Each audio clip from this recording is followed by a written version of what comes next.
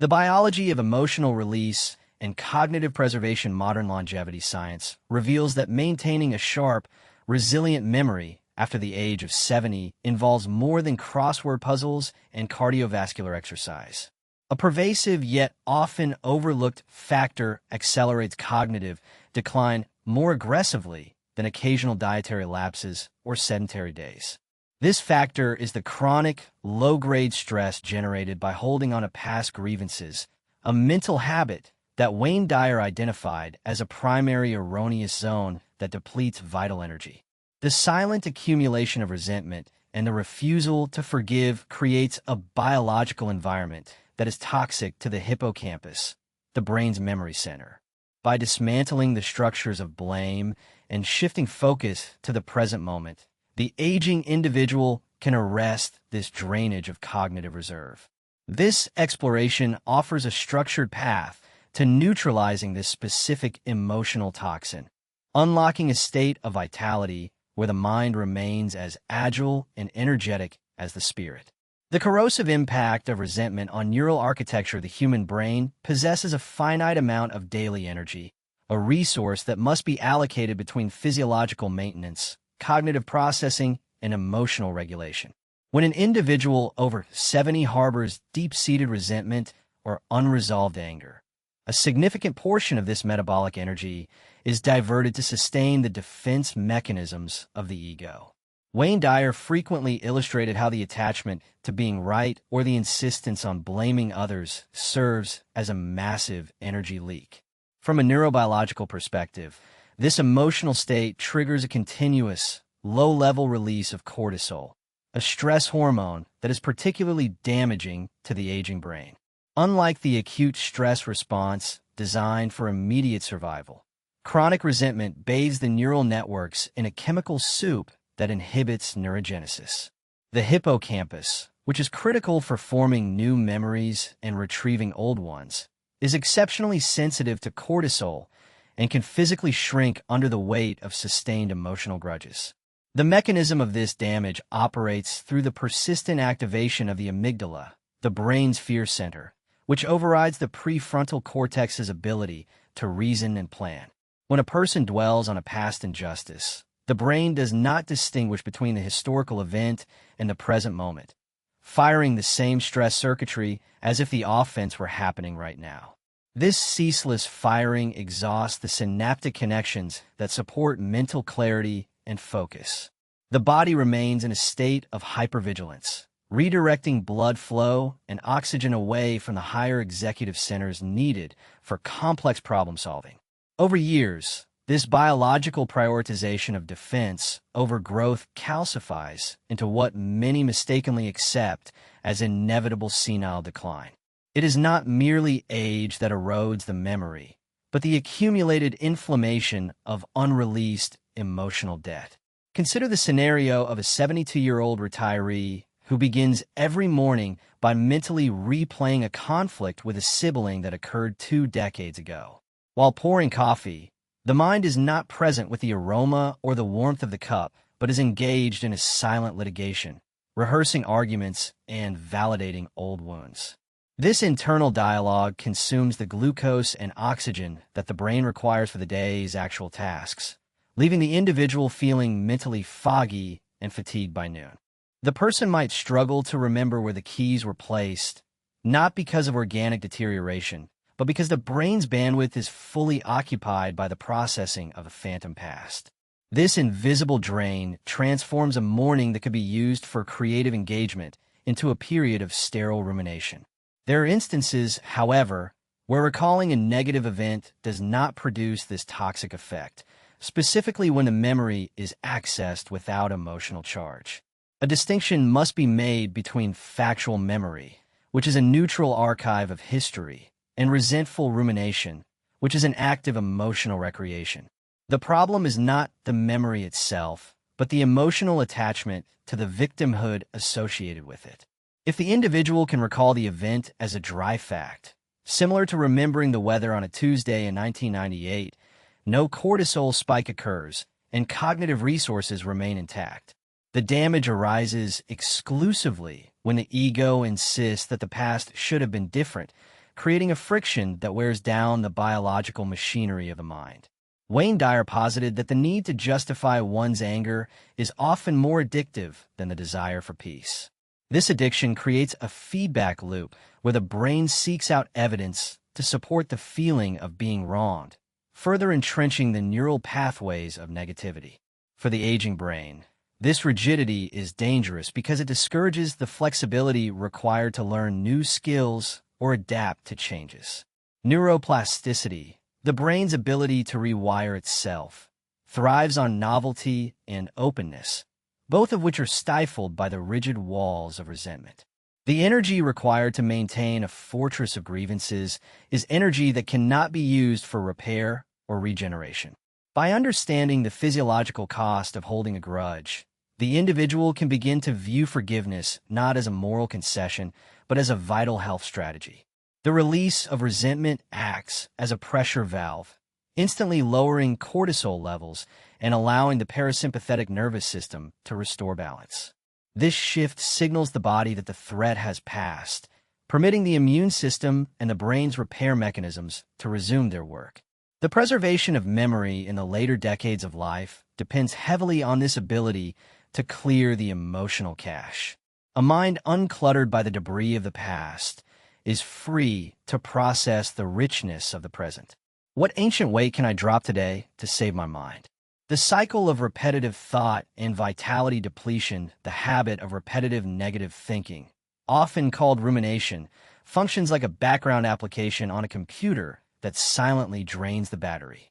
For those over 70, this cognitive loop is frequently centered on limitations, past failures, or fear of future decline. Wayne Dyer identified this tendency as a misalignment of intention, where the individual inadvertently meditates on what is missing rather than what is present. This mental repetition strengthens the synaptic connections associated with despair and weakness, literally wiring the brain to become more efficient at feeling tired and old. Every time a person engages in the thought loop of what they can no longer do, they reinforce the neural architecture that supports frailty. This process is driven by the brain's efficiency principle, known as Hebbian learning, which states that neurons that fire together wire together. When a senior spends hours discussing ailments, analyzing past slights, or worrying about societal chaos, the brain allocates resources to build superhighways for these specific thought patterns. Consequently, accessing a negative memory or a fearful projection becomes automatic and effortless, while accessing a thought of gratitude or vitality requires immense effort. The danger lies in the fact that the brain eventually prunes away the less used pathways of optimism and curiosity. The decline in daily vitality is often less about physical aging and more about this neurological pruning of positive potential. It is natural to feel a sense of loss or frustration as life circumstances change, and acknowledging these feelings is a part of the human experience. However, the transition from acknowledgement to obsession is where the loss of vitality occurs. A moment of sadness is a wave that passes, but a loop of rumination is a stagnant pool that breeds toxicity. The key difference is the element of repetition without resolution. The mind circles the same grievance or fear without ever formulating a plan of action or a new perspective. This spinning of wheels generates heat, emotional friction, without forward motion, exhausting the individual's reservoir of willpower and zest. Imagine a social gathering where a group of friends spends the entire lunch discussing their medical prescriptions and the faults of the younger generation. The conversation reinforces a collective identity of decay and irrelevance. An individual leaving this lunch feels physically heavier and mentally drained, despite having done nothing more strenuous than sitting and talking. The brain has been forced to process a dense stream of negative data, triggering the release of fatigue-inducing neurochemicals. In contrast, if the conversation had centered on a new book, a gardening project, or a philosophical idea, the same individual would likely leave feeling energized. The content of one's thoughts acts as the fuel for the body's energy systems. The concept of a self-fulfilling prophecy is biologically valid in this context. If the internal narrative constantly affirms that its 70 energy must be low and memory must be poor, the reticular activating system in the brain will filter out evidence to the contrary. The individual will literally stop noticing moments of high energy or clear recall, only registering the moments that confirm the negative bias. This selective attention creates a reality tunnel that narrows the world and stifles the life force. Breaking this cycle requires a deliberate interruption of the pattern. Wayne Dyer suggested that we must become the observer of our thoughts rather than the victim of them. By stepping back and noticing the repetitive nature of the mind, the individual creates a space where a choice can be made. This act of observation weakens the automatic link between the trigger and the emotional response. It is the beginning of reclaiming the energy that has been squandered on maintaining a painful history. The energy that was once bound up in the loop of what went wrong becomes available for what is possible now. How often do I speak of my ailments instead of my joys? The power of radical presence in aging the antidote to the corrosive effects of resentment and the exhaustion of rumination lies in the practice of radical presence. The present moment is the only temporal space where the brain is free from the stress of the past and the anxiety of the future. Wayne Dyer often emphasized that life is a succession of nows, and vitality is found only by fully inhabiting the current slice of time. For the aging brain, shifting focus to the immediate sensory experience is a potent neuroprotective strategy. When a mind is fully engaged with the task at hand, whether it is washing dishes or listening to music, the default mode network, the brain system responsible for mind-wandering and self-referential worry, quiets down. This shift involves a deliberate reorientation of attention away from the abstract and toward the concrete. The abstract mind deals in concepts of justice, fairness, and tomorrow, which are often the breeding grounds for stress. The concrete mind deals in texture, sound, color, and breath.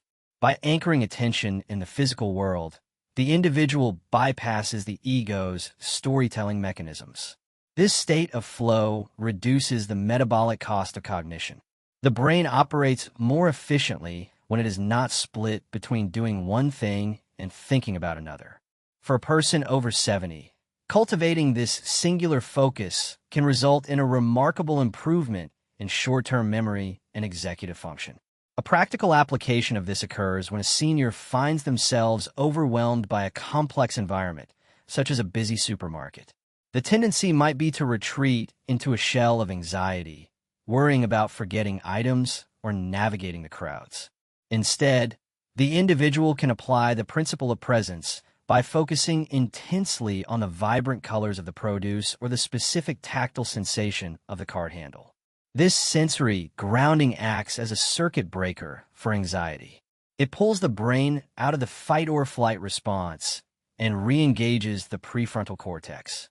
The shopping trip transforms from a stressful ordeal into a manageable series of present-moment actions. There's a misconception that living in the now implies a lack of planning or a disregard for future consequences. However, true presence enhances the ability to plan because it clears the mental fog that obscures clear decision-making. Planning becomes a practical task performed in the present, rather than a vehicle for projecting fear into the future. The individual plans for next week's medical appointment with clarity and calm, rather than spending the entire week leading up to it in a state of dread. The difference lies in the emotional texture of the experience. One approach drains energy, the other conserves it. The psychological concept of shifting the assemblage point aligns with this practice. It involves moving the focal point of one's perception from the internal dialogue to the external world or the inner stillness. Wayne Dyer taught that we are not our thoughts, but the consciousness that observes them. This separation is crucial for mental longevity. When the individual realizes they have the power to choose which thought to entertain, they're no longer at the mercy of the random firing of old neural pathways. They can choose to inhabit a universe that is friendly and supportive, rather than one that is hostile and depleting. Midway through the journey of aging, the realization often strikes that time is not running out, but rather that the quality of time is defined by the depth of presence. The rush to get to the next moment dissolves, replaced by an appreciation for the current one. This slowing down paradoxically speeds up the brain's processing speed because there is less noise interference. The signal-to-noise ratio improves. The senior who masters this art of presence often appears more youthful and vibrant than a younger person who is burdened by the weight of mental time travel. Where am I when I'm not right here? Forgiveness as a mechanism for longevity, the ultimate resolution to the problem of emotional burnout and cognitive decline, is the complete integration of forgiveness into one's lifestyle. In the context of healthy aging, forgiveness is not an interpersonal transaction, but an intrapersonal hygiene practice. It is the act of surgically removing the erroneous zones of blame and guilt that Wayne Dyer warned against. When an individual forgives, they are essentially deleting the corrupted files that slowed down the brain's operating system. This release allows the body to redirect its immense healing capabilities toward maintenance and repair, directly influencing the biomarkers of aging. Scientific research supports the view that holding on to hostility is associated with shorter telomeres, the protective caps on the ends of chromosomes that dictate cellular aging. People who score high on measures of cynicism and unforgiveness tend to have accelerated telomere shortening, leading to faster cellular senescence. By choosing to let go of the past, the individual effectively slows down this biological clock. The brain, no longer bathed in the corrosive chemistry of anger, can maintain its volume and connectivity well into the 9th and 10th decades. Forgiveness creates a physiological environment of safety, which is the prerequisite for regeneration. The process involves a fundamental shift in identity. The person must be willing to give up the story of being a victim. This is often the hardest part, as the ego derives a sense of significance from its wounds. However, the trade-off is undeniable. One can be right, or one can be happy and healthy. The energy required to sustain the victim identity is the very same energy needed to keep the immune system strong and the memory sharp. By reclaiming this energy, the senior unlocks a reservoir of vitality that was previously inaccessible. The body feels lighter, the sleep becomes deeper, and the mind becomes clearer. Consider the daily life of a person who has mastered this release. When a negative thought about a past event arises, it is met with a gentle refusal to engage. The individual recognizes the thought as a relic of an old pattern and allows it to dissolve without analyzing it. There is no suppression, only a lack of traction. This mental state is characterized by a profound sense of ease. Conversations focus on ideas, beauty, and connection. The eyes are bright, and the posture is upright, reflecting a spirit that is unburdened. This is the essence of aging with energy. The promise of a sharp mind and a vibrant body is not reserved for the genetic elite. It is available to anyone willing to do the internal work of clearing the emotional clutter. The road to longevity is paved with the stones of let-go grievances. By aligning with the principles of intention and presence, the later years become a time of expansion rather than contraction. The brain, freed from the tyranny of the past, continues to learn, grow, and marvel at the world. The quiet burnout is replaced by a quiet, enduring fire of life. Who would I be if I had no one to blame?